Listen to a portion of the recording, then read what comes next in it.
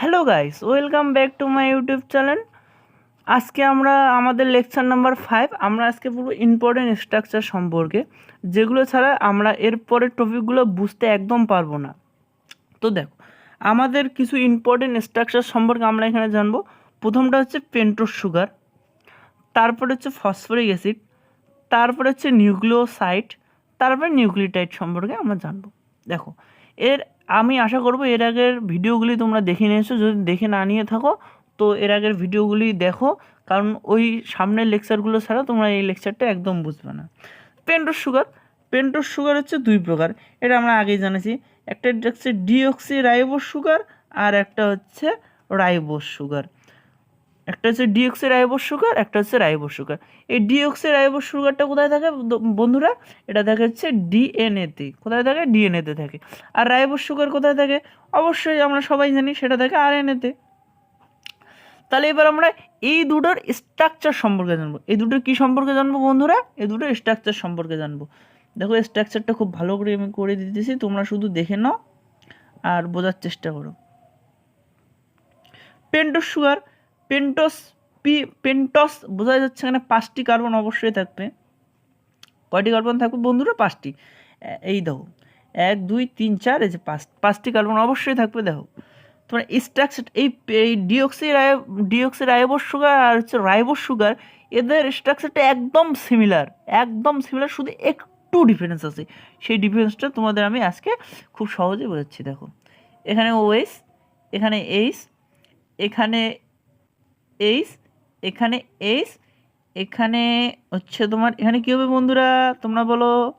এখানে হবে হচ্ছে ওএইচ, এটা এইচ, এটা এইচ, এখানে হবে এইচ ও CHO2। দেখো, একদম মনে রাখা একদম কোনো ব্যাপারই না, একদম সোজা। দেখো, তারপরে এটা দেখো, এই স্ট্রাকচারটা দেখো, রাইবোজ সুগার স্ট্রাকচারটা দেখো তোমরা, রাইবোজ সুগার স্ট্রাকচারটা সেম সিমিলার। এই যে একটা মানুষ আর্ট করলাম, এই যে পা দিলাম, এই যে ঠ্যাং, এই যে হাত, এই যে বিশাল ডানাওয়ালা হাত, এই যে হাত, এই যে একদম সেম, একদম রাট্টা মার দো। এই দেখো একদম ওয়েজ, এই যে এইচ, এই যে এইচ। এবার এখানে একটা টুইস্ট আছে বন্ধুরা, একটু টুইস্ট থাকবেই। এই দেখো, এখানে যেহেতু এইচ আছে, এখানে হবে ওএইচ। কি হবে? ওএস। তাছাড়া সব সেম, এই যে ওএস, এখানে এইচ, এখানে এইচ, এখানে HOCH2। দেখছো, এখানে কি রাইবোজ সুগারের ক্ষেত্রে এখানে ওএইচ হয়, ওএইচ গ্রুপ বসে, আর এখানে শুধু এইচ গ্রুপ বসে। এইটুকু মনে রাখতে পারবো না, এইটুকু মনে রাখা তো একদম সোজা। এবার আমরা চলে আসবো হচ্ছে কি, এবার আমাদের এখানে পয়েন্ট কি আছে? Phosphoric acid. ফসফরিক অ্যাসিডের এখানে আসবো, এই যে ফসফরিক অ্যাসিড। ফসফরিক অ্যাসিড কী হয় বন্ধুরা প্রথমে বলো? ফসফরিক অ্যাসিড হয় কি হয়? নেগেটিভ চার্জযুক্ত। কি হয়? নেগেটিভ চার্জযুক্ত। আর এটা কি হয়? এটা হচ্ছে অ্যাসিডিক হয়। এটা কি? অ্যাসিড ধর্মী হয়। এটা কি? অ্যাসিড ধর্মী হয়। আচ্ছা, তোমাদের বোর্ড এক্সামে 1 নম্বরের কোশ্চেন হিসেবে আসতে পারে, একদম সোজামাটা কোশ্চেন করে বলো হচ্ছে ফসফরিক অ্যাসিড কেন অ্যাসিডিক? তখন তোমরা কোশ্চেন লিখবা ফসফরিক অ্যাসিড নেগেটিভ চার্জযুক্ত হয়, এই জন্য ফসফরিক অ্যাসিড কি? অ্যাসিডিক, মানে অ্যাসিড ধর্ম দেখায়। তাহলে চলো ফসফরিক অ্যাসিডের আমরা আমরা কি ফসফরিক অ্যাসিডের স্ট্রাকচারটা জেনে নিই খুব সহজেই। এখানে ডাবল বন্ড, তোমরা জানো ও এর সামনে সবসময় ডাবল বন্ড হয়।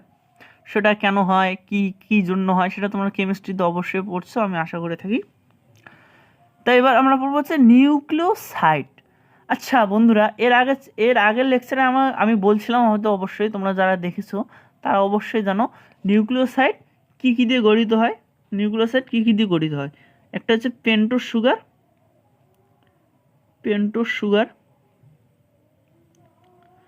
আর একটা কি, আর একটা কি N2 বেস, মানে হচ্ছে নাইট্রোজেন বেস। এই নিউক্লিক অ্যাসিড মানে নিউক্লিওসাইড, নিউক্লিওটাইড সম্পর্কে আমি এর আগের লেকচারে, অর্থাৎ লেকচার নাম্বার 4-এ বিস্তারিত আলোচনা করছি। দেখো, এখানে কি নিউক্লিক অ্যাসিড আছে। নিউক্লিক অ্যাসিড তারা কি পেন্টোজ সুগার এবং N2 বেস দিয়ে গঠিত হয়। পেন্টোজ সুগার আমরা এখানে নেব হচ্ছে রাইবোজ সুগারটাকে নেব, মানে হচ্ছে আরএনএটার, মানে হচ্ছে এই যে রাইবোস সুগার নেব, পেন্টোজ সুগার হিসেবে কাকে নেব, এই হচ্ছে রাইবোস সুগারটা লিখবো। ঠিক আছে, তাহলে আমরা আর্ট করি। রাইবোস সুগারের স্ট্রাকচার তো আমরা জানি, আমরা শিখলাম এখনই, একদম সোজা একদম। তাহলে আমরা রাইবোস সুগারের স্ট্রাকচারটা এবার আর্ট করবো। কাকে আর্ট করবো? রাইবোস সুগারটাকে। দেখো, তাহলে আমরা হাতগুলো ফিল আপ করে দিই। তো অবশ্যই দিই। এখানে হচ্ছে HOCH2H, এখানে হচ্ছে S, এখানে হচ্ছে OS, এখানে হচ্ছে OS, এখানে হচ্ছে S, এখানে হচ্ছে S। এবার দাঁড়াও বন্ধু, এখানে কি পেন্টোজ সুগার, এখানে আমাদের OS বসানো লাগবে, কিন্তু না, আমরা এখানে কি নিউক্লিওসাইড বলছি। নিউক্লিওসাইডে কি আছে? এই যে N2 বেস, নাইট্রোজেন বেস। এই নাইট্রোজেন বেসটা হচ্ছে তোমার পেন্টোজ সুগারে 1 নম্বর কার্বনে বসে, মানে N2 বেস। এই N2 বেসটা কোথায় বসবে? এই 1 নম্বর কার্বনে বসবে। আচ্ছা, এটা এমনি বসে গেল, এটা নিশ্চয়ই কোনো একটা বন্ধন লাগবে। বন্ধন ছাড়া কি কাউকে নিজের মধ্যে আবদ্ধ করে রাখা যায়? নিশ্চয়ই কোনো একটা বন্ধন লাগবে। এই বন্ধনটার নাম হচ্ছে গ্লাইকোসাইটিক বন্ড। এই বন্ধনটার নাম কি হচ্ছে? এই বন্ধনটার নাম হচ্ছে গ্লাইকোসাইটিক বন্ড, গ্লাইকোসাইটিক বন্ড বা বন্ধন। তাহলে আমরা কি নিউক্লিওসাইড সম্পর্কে জানলাম। এবার আমরা আসবো হচ্ছে নিউক্লিওটাইড। আচ্ছা বন্ধুরা, নিউক্লিওটাইড আবার কি দিয়ে গঠিত? আমি এর আগের লেকচারেই বলছিলাম, তাও এখানে একবার রিক্যাপ করে দিচ্ছি তোমাদেরকে।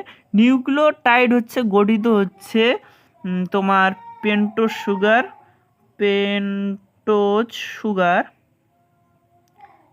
Sugar plus N2 base plus P, মানে হচ্ছে এই যে ফসফরিক অ্যাসিড নিয়ে এই যে নিউক্লিওটাইড গঠিত। নিউক্লিওটাইড 3টি জিনিস নিয়ে গঠিত। নিউক্লিওটাইড কয়টি জিনিস নিয়ে গঠিত? 3টি। একটা হচ্ছে পেন্টোজ সুগার, N2 বেস এবং ফসফরিক অ্যাসিড। আর নিউক্লিওটাইড আর নিউক্লিওসাইড যাই হোক, এখানে আমরা সবসময় কোন পেন্টোজ সুগারটা নেব? আমরা সবসময় রাইবোস সুগারটা নেব, মানে হচ্ছে RNA-তে যেটা দেখা যায়। তা ঠিক আছে, আর্ট করো। তাহলে এই যে দিলাম, দিলাম। এবার বিশাল হাত দিব একটা করে। হাত দাও ওখানে বন্ধুরা, হাত দাও। এই তো হাত দিছি। হাত দেওয়ার পরে এবার ফিল আপ করে দেখো। N2 বেস সবসময় কোথায় বসে? 1 নম্বর কার্বনে N2 বেস বসে। 1 নম্বর কার্বনে N2 বেস বসে তো। এই যে এখানে বসলো না 1 নম্বর কার্বনে, কোন বন্ধন দ্বারা? গ্লাইকোসাইটিক বন্ড দ্বারা। এটা কিন্তু এমসিকিউ মারাত্মক প্রবলেম এমসিকিউ আসে, তাই তোমরা এর বোর্ড এক্সামের ক্ষেত্রে তাই এটা স্টার দিয়ে নাও। যত স্টার পাও, star to the power infinity করলেও কোনো সমস্যা নেই। তা N2 বেস, তারপরে সব এই সিমিলার সেম হবে। এইচ হবে, এখানে এইচ হবে, এখানে OH হবে, এখানে OH হবে, এখানে এইচ হবে, এখানে এইচ। এবার একটা টুইস্ট। এবার টুইস্টটা হচ্ছে কি? আমরা জানি নিউক্লিওটাইডে কি থাকে, আর আমাদের পেন্টোজ সুগার হলো, নাইট্রোজেন বেস হলো, এবার হচ্ছে ফসফরিক অ্যাসিড। এই ফসফরিক অ্যাসিডটা তোমার কত নম্বর কার্বনে বসে? 5 নম্বর কার্বনে বসে। এই ফসফরিক অ্যাসিডটা কোথায় বসে? এই 5 নম্বর কার্বনে এসে বসে। ফসফরিক অ্যাসিডটা কোথায় বসে? 5 নম্বর কার্বনে বসে। 5 নম্বর কার্বনে এই ফসফরিক অ্যাসিডটা বসে। এই ফসফরিক অ্যাসিডটা বসার জন্য তো একটা তাহলে বন্ড লাগবে, তো না হলে কেমন করে আবদ্ধ হয়ে থাকবে? হ্যাঁ, বন্ড তো লাগবেই। এই বন্ধনটার নাম হচ্ছে স্টার বন্ড। এই বন্ধনটার নাম কি হচ্ছে? Star bond. এই বন্ধনটার নাম কি হচ্ছে? Star bond. এটা হচ্ছে তোমাদের বোর্ড এক্সামের ক্ষেত্রে খুব গুরুত্বপূর্ণ কোশ্চেন আসতে পারে। হচ্ছে নিউক্লিওটাইডের ক্ষেত্রে ফসফরিক অ্যাসিড কোন বন্ধনের দ্বারা পেন্টোজ সুগারের সঙ্গে আবদ্ধ থাকে, তখন তোমরা লিখবা হচ্ছে স্টার বন্ড। এটা VVI দিয়ে নাও, VVI, যত বা স্টার দাও। এটা বোর্ডের ক্ষেত্রে খুব গুরুত্বপূর্ণ একটা MCQ হিসেবে আসে বা SCQ হিসেবে আসে। তাহলে আমি এই যে নিউক্লিওসাইড এবং নিউক্লিওটাইডটা একটা রিক্যাপ করে দিচ্ছি। আমি আগে নিউক্লিওসাইড হচ্ছে কি দুটো জিনিস নিয়ে গঠিত, একটা পেন্টোজ সুগার, একটা হচ্ছে N2 বেস। তোমার পেন্টোজ সুগারটা আমরা সবসময় এখানে নেবো কি রাইবোজ সুগারটাকে নেবো, ডিঅক্সি রাইবোজ সুগারকে নেবো না। এই রাইবোজ সুগার নেবো, এই যে রাইবোজ সুগার মানে পেন্টোজ সুগার নিলাম। আর এখানে থাকে নাইট্রোজেন বেস। এই নাইট্রোজেনটা বেসটা কি পেন্টোজ সুগারে 1 নম্বর কার্বনের সঙ্গে এই যে নাইট্রোজেন বেসটা মানে হচ্ছে আবদ্ধ হয়। এই আবদ্ধটা কোন বন্ডের দ্বারা হয়? এই আবদ্ধ বন্ডটা হচ্ছে গ্লাইকোসাইডিক বন্ড। এই বন্ধনটার নাম হচ্ছে গ্লাইকোসাইডিক বন্ড। এটা কোন বন্ধনের দ্বারা আবদ্ধ হয়? এটা হচ্ছে গ্লাইকোসাইডিক বন্ডের দ্বারা আবদ্ধ হয়। তাহলে এই বন্ধনটা কি গ্লাইকোসাইডিক বন্ডের দ্বারা আবদ্ধ হয়। এবার হচ্ছে নিউক্লিওটাইড আমরা কি জানি? নিউক্লিওটাইড 3টি জিনিস নিয়ে গঠিত, একটা পেন্টোজ সুগার, N2 বেস এবং ফসফেট গ্রুপ। তাহলে এই যে পেন্টোজ সুগার আছে এবং N2 বেসটা তো আমরা জানি হচ্ছে পেন্টোজ সুগারের হচ্ছে 1 নম্বর কার্বনের সঙ্গে হচ্ছে 1 নম্বর কার্বনের সঙ্গে বসে, যেটা গ্লাইকোসাইডিক বন্ড দ্বারা বসে, এবং এই যে ফসফেট গ্রুপটা পেন্টোজ সুগারের 5 নম্বর কার্বনের সঙ্গে এস্টার বন্ডের দ্বারা যুক্ত হয়। এটা হচ্ছে নিউক্লিওটাইড। এবার আমরা এর আগের লেকচারে পড়েছিলাম যে হচ্ছে অনেকগুলি নিউক্লিওটাইড মিলে কি নিউক্লিক অ্যাসিড তৈরি হয়। এবার এই নিউক্লিওটাইডগুলো কীভাবে পরস্পরের সঙ্গে যুক্ত হয় এটা আমি দেখাচ্ছি এখানে, দেখে নাও সংক্ষেপে। খাতাটা এগিয়ে করি তাহলে সুবিধা হবে। দেখো বন্ধুরা, এটা একটা নিউক্লিওটাইডের স্ট্রাকচার, এটা একটা নিউক্লিওটাইডের স্ট্রাকচার।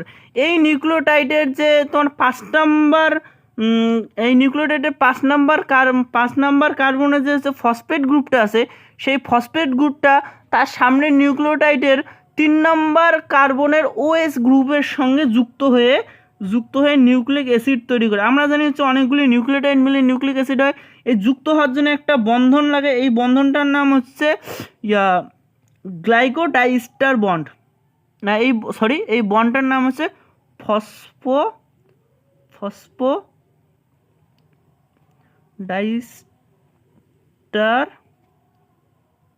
বন্ড। এই বন্ডটার নাম হচ্ছে ফসফোডাইস্টার বন্ড। আমরা যখন ডিএনএ স্ট্রাকচার পড়বো তখন এই জিনিসটা কিন্তু ভেরি ভেরি ভাইটাল। তাই তোমরা এই জিনিসটা নোট ডাউন করে নাও, মাথার মধ্যে একদম গুজিয়ে নাও। আমার কি এই যে ফসফেট, এই যে হচ্ছে একটা হচ্ছে নিউক্লিওটাইডের ফসফেট গ্রুপ আর একটা নিউক্লিওটাইডের 3 নম্বর কার্বন OH গ্রুপের সঙ্গে ফসফোডাইস্টার বন্ড দ্বারা যুক্ত হয়।